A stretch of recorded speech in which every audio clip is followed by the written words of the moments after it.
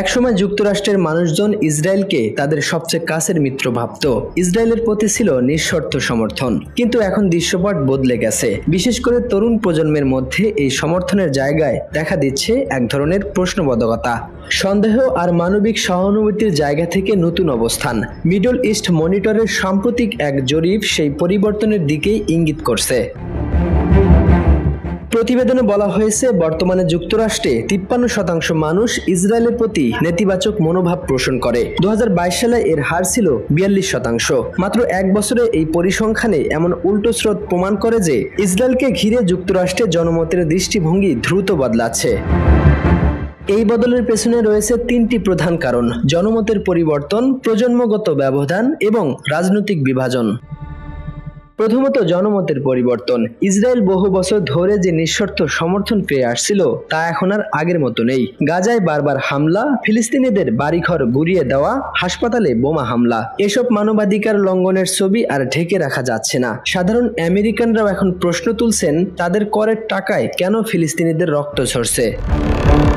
দ্বিতীয়ত, প্রজন্মগত ব্যবধান। তরুণদের চোখ এখন সোশ্যাল মিডিয়ায়। তারা গাজার বাস্তবতা দেখতে পাচ্ছে ইনস্টাগ্রাম, টিকটক, টুইটারে। ছোট ছোট ভিডিও, ধ্বংসস্তূপে আটকে থাকা শিশু, কান্নারত মা, এই মানবিক ছবি তাদের বিবেককে নাড়া দিচ্ছে। ফলাফল, তারা আর আগের প্রজন্মের মতো অন্ধভাবে ইসরায়েলকে সমর্থন করে না। 30 বছরের নিচে আমেরিকানদের মধ্যে মাত্র 41% ইসরায়েলকে ইতিবাচকভাবে দেখে, অথচ 65 বছরের বেশি বয়সীদের মধ্যে এর হার 69%।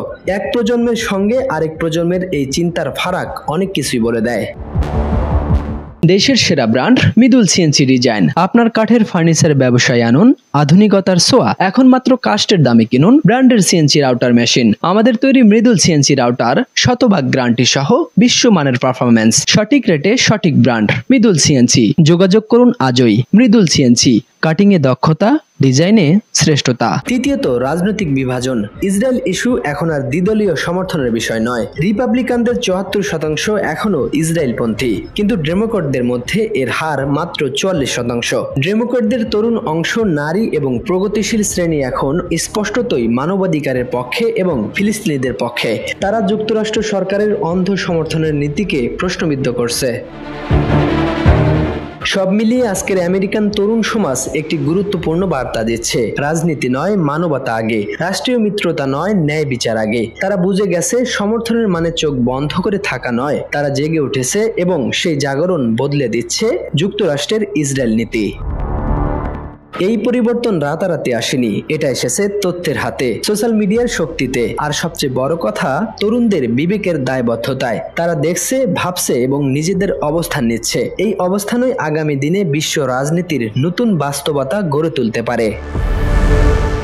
ইসরায়েল প্যালেস্টাইন সংকট নিয়ে যুক্তরাষ্ট্রের অবস্থান এখন আর আগের মতো একমুখ নয়। তরুণ প্রজন্মের কণ্ঠস্বর, তাদের সোচ্চার প্রতিবাদ আর তথ্যভিত্তিক উপলব্ধি সব মিলিয়ে গড়ে উঠেছে এক নতুন দৃষ্টিভঙ্গি। এটা শুধু একটি দেশের পররাষ্ট্রনীতির পরিবর্তন নয়, এটা একটি বিবেকের জাগরণ।